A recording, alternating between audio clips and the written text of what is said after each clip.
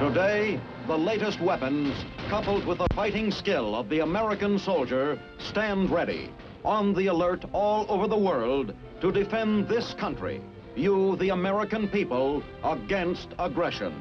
This is The Big Picture, an official television report to the nation from the United States Army. Now, to show you part of the big picture, here is Sergeant Stuart Queen. It is an American tradition that certain kinds of public service can best be performed by groups of private citizens, banded together in voluntary organizations. One such group, the American Red Cross, has stood shoulder to shoulder with the men and women of America's armed forces throughout nearly 8 decades of wartime tragedy and peacetime disaster. Originating to meet the needs of soldiers wounded in battle, the Red Cross movement has grown to serve us all in times of trouble. Because of the closeness with which our organizations have worked these many years, your Army is honored to pay tribute to the American Red Cross. This is the face of compassion. Henri Dunant, a Swiss businessman, founded the International Red Cross movement and brought mercy to the battlefields of war.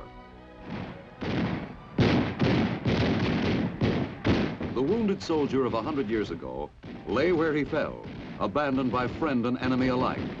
Henri Dunant led civilian volunteers onto the battlefield to care for these unfortunates and change the face of war.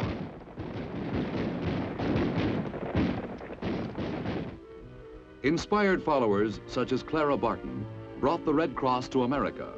Within a generation after Dunant, Red Cross volunteers were serving American servicemen wherever fortune carried them, in war as in peace.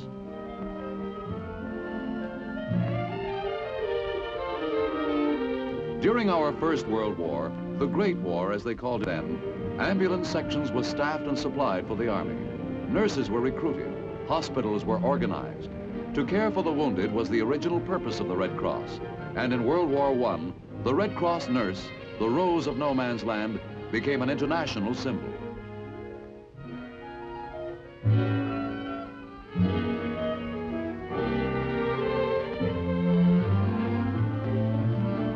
To our eyes, the field ambulances of 40 years ago seemed primitive in the extreme. Little more than wooden wagons mounted on wheels and equipped with low horsepower engines. But they saved lives, and to the wounded soldier of the era, they seemed virtually heaven sent.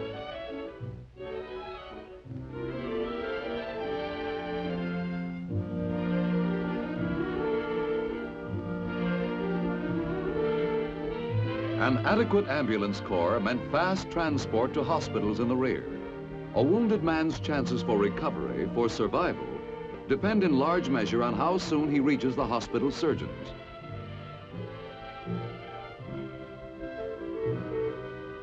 In the end, it was frequently a girl from home in the uniform of a Red Cross nurse who added that indefinable element, morale, which gave the doughboy patient a newfound will to health. By war's end, Clara Barton's dream of a national society with roots deep in America's heart had become a reality. The American Red Cross was here to stay.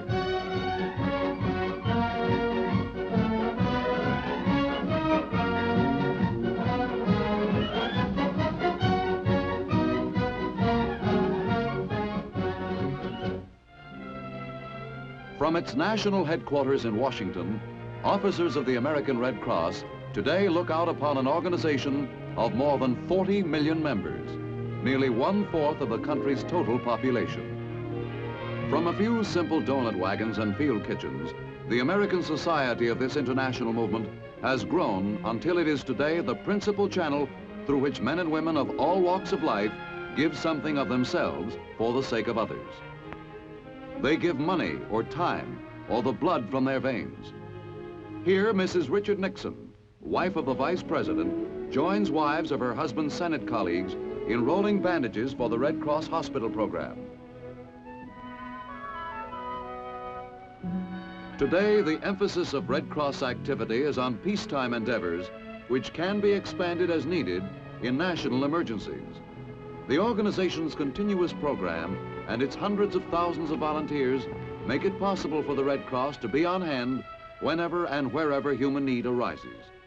The surgical dressing program, for example, plays an indispensable life-giving role wherever American fighting men are drawn into large-scale hostilities.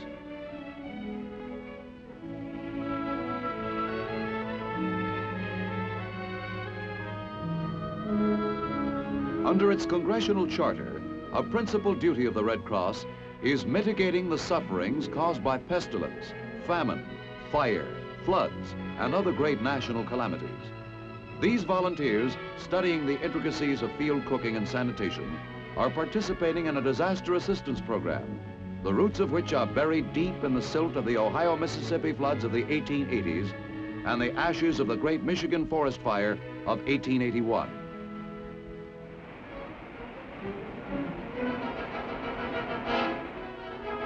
Disaster need not always be the Holocaust of war, for though man has tamed nature, she is by no means subdued. Some 300 times a year, in some quarter of the nation, the Red Cross answers a call for help.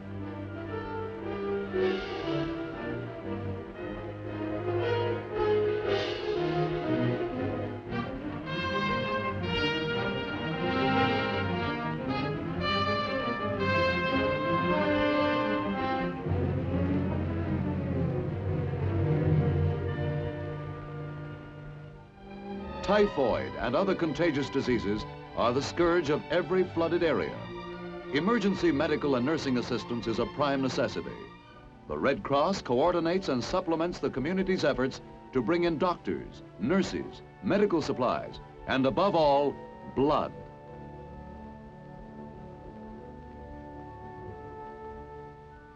Because of its continuous nationwide appeals for blood donors, the Red Cross Blood Program is perhaps the best-known activity of the Red Cross organization.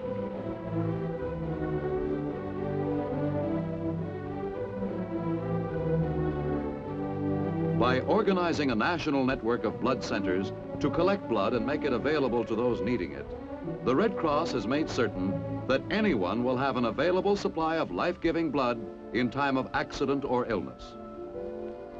Doctors know blood as the most complete of all medicines. Many of the miracles of modern medical science are achieved through the ingenious transfusion of blood or its various components.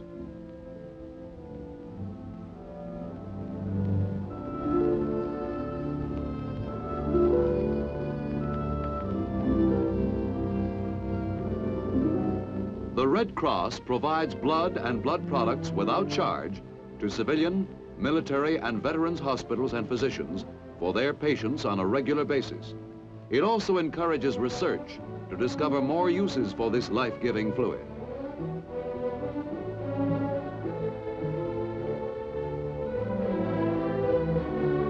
Having a nationwide network of blood centers continually in operation makes it possible to expand immediately to meet emergency needs.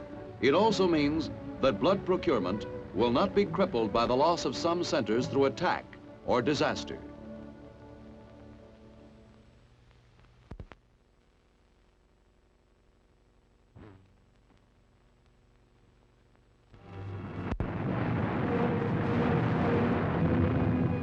When disaster strikes, it strikes suddenly. The number of human lives which will be saved may then depend on the speed with which the Red Cross organization acts to bring supplies of blood and serum to the stricken area.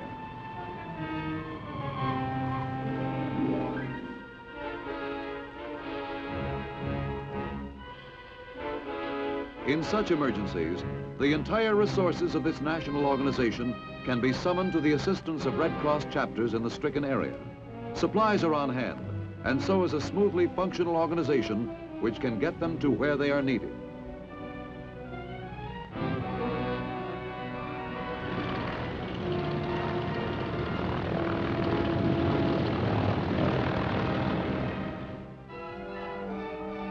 The Red Cross program collects an average of 2 million pints of blood each year, serves more than 3,700 hospitals. But statistics do not reveal the whole story. The story of the blood program is really the story of the American people, their willingness to give their blood, to participate as volunteers, to give their financial support through annual contributions.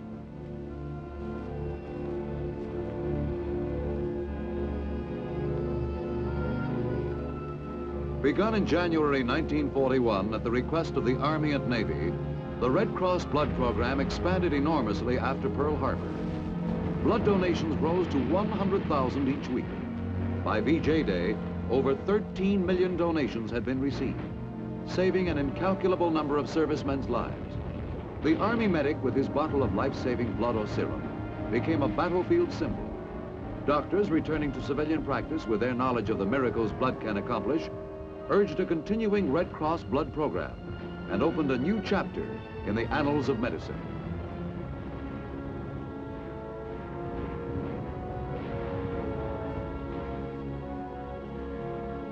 Born of war and human suffering, the Red Cross belongs to all people. Through its membership in the International League of Red Cross Societies, our own Red Cross has appeared with outstretched hand in the wake of war and pestilence and famine in every quarter of the globe. From pre-war Poland to Hungary in 1956, the Red Cross has flown as a symbol of hope to the refugees of a dozen lands.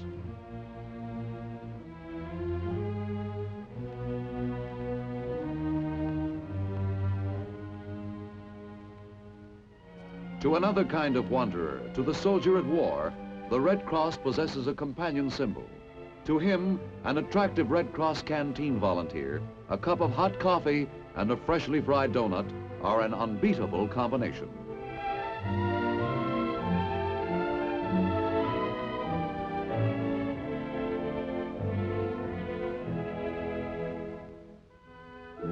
Through 2 world wars and the bloody Korean police action, the Red Cross has operated its clubmobiles for the men up front.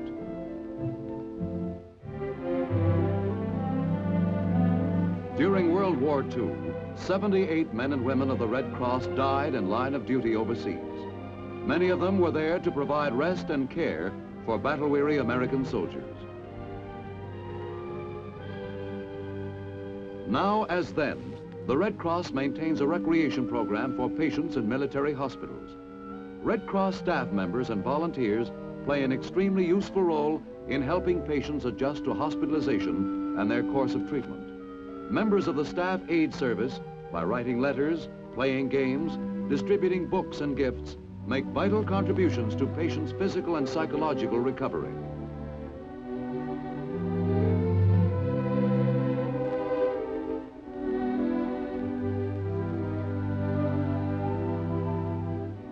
Workers in this program are often unpaid volunteers. It is here that we encounter the famed Red Cross Gray Lady, giving without stint of her time, her energy, and deep humanity. In all Red Cross programs, for every paid staff member, there are more than 100 volunteers.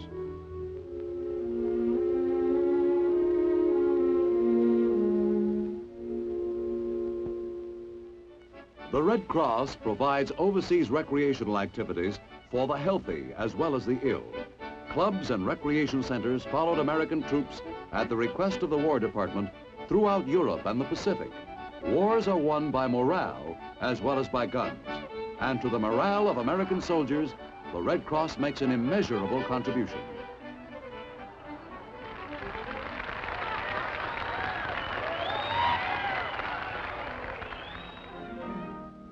This is the Red Cross Bride School in Tokyo, an unusual activity which is at the same time illustrative of the many special activities arranged by Red Cross field directors on military installations at the request of military authorities.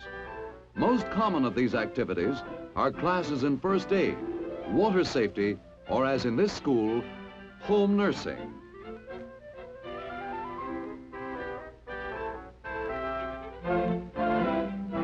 Classroom instruction is supplemented by courses in practical homemaking conducted in the homes of American Red Cross volunteers. This is the home of Mrs. Mona Stewart, wife of a member of the U.S. Military Advisory Group in Japan.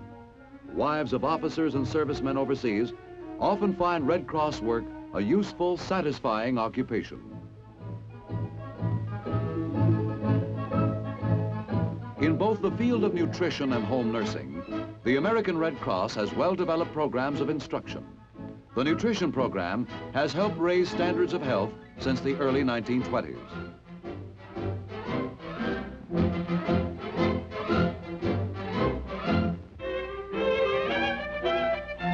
The home nursing program has done much to alleviate our chronic shortage of nurses by enabling relatives of the sick to give them proper care in their own homes.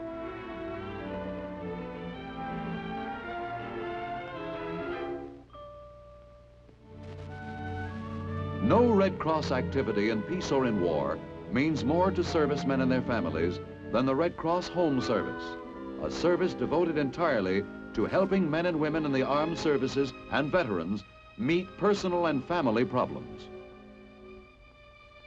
Service to families of men in the armed services has been a charter obligation of the Red Cross since 1905 and was developed on a nationwide scale during the First World War. While a man is in military service, problems of sickness, death, and social or financial change may sometimes deal serious blows to his family left at home. Far from the scene, the man in service may feel harassed and frustrated, feel he is unable to do anything about the difficulties. Many of the cases in which Red Cross service is given involve a family whose serviceman is hundreds or thousands of miles away. Human beings in trouble need and deserve our help, all the more when their situation is complicated through being in service to their country.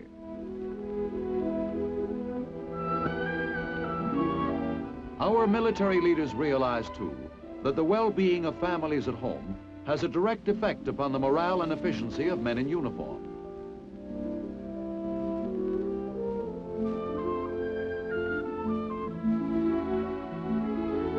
Some problems can best be met by an organization with military contacts, a knowledge of military regulations and requirements, and familiarity, too, with the social, medical, and economic resources of the community from which the soldier comes.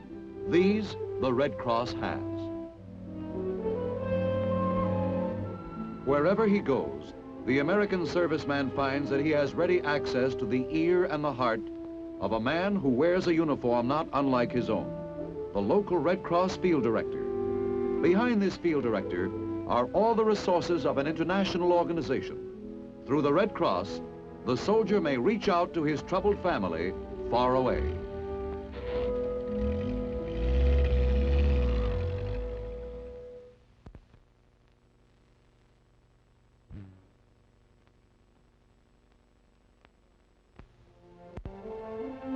Sometimes it is advice that is sought, sometimes financial assistance, sometimes an emergency leave or furlough.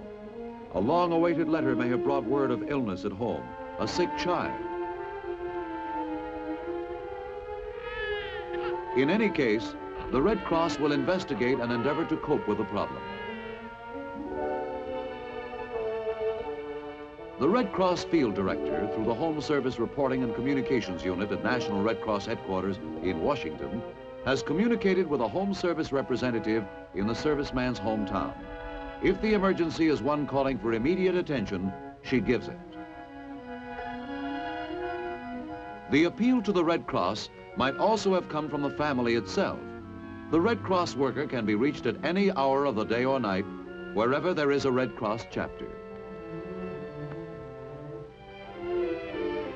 For the soldier, the local Red Cross chapter also compiles the information, statements from the family doctor and other pertinent data, which the Army may require in order to grant the soldier an emergency leave.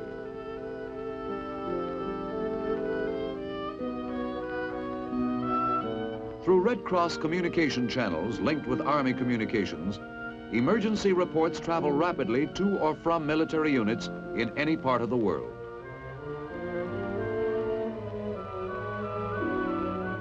Once information from home reaches the Red Cross field director, he takes immediate action to secure the necessary leave. It is the Red Cross representative who gives to the problem the kind of personal attention it requires and which might not otherwise be possible. For the Red Cross field director enjoys the confidence of the soldier's commanding officers and has at his disposal the resources of some 40 million Americans. All this is brought to bear in meeting emergencies or alleviating tragedy which may strike the American serviceman at home or overseas. Though far from his loved ones, perhaps on the opposite side of the globe, he soon finds that he is far from alone.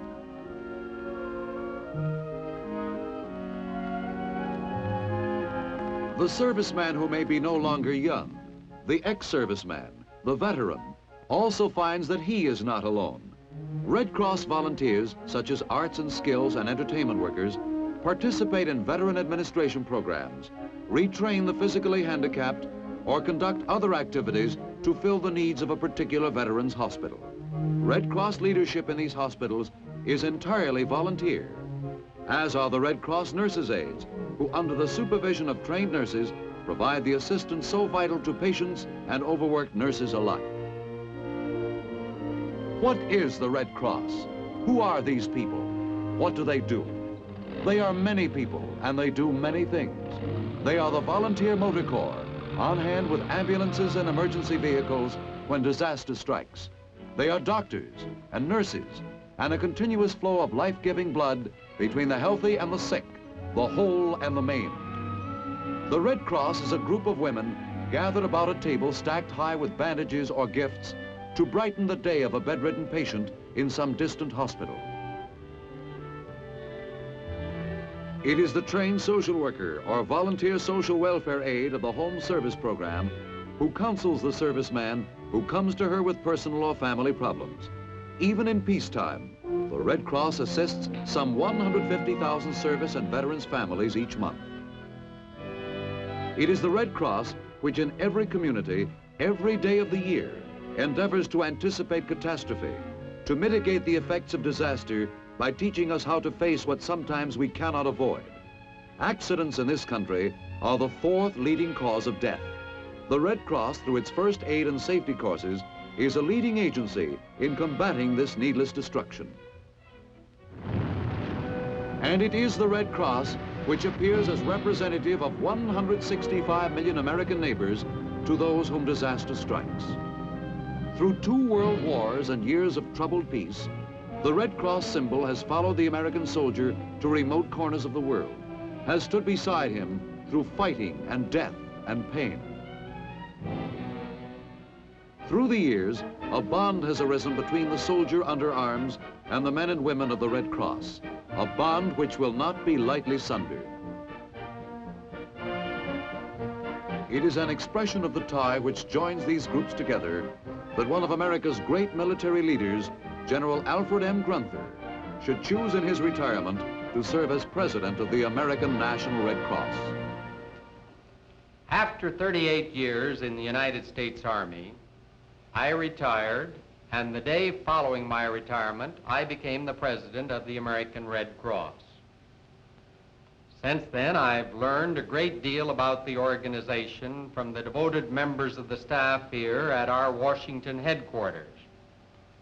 But I've enjoyed this film today tremendously because it gave me many new angles about the Red Cross which I had not known before. I became acquainted with the American Red Cross first as a lieutenant in an artillery battery. And since then, I have had frequent contact with it. And I have never ceased to have great admiration for the wonderful service it performs. Why, in our own family, we have become Red Cross-minded because one of our sons, the younger one, an Army officer, married a Red Cross girl in Japan just before the Korean War. And to me, it has always appeared that the prime concern of the American Red Cross is the welfare of the American serviceman.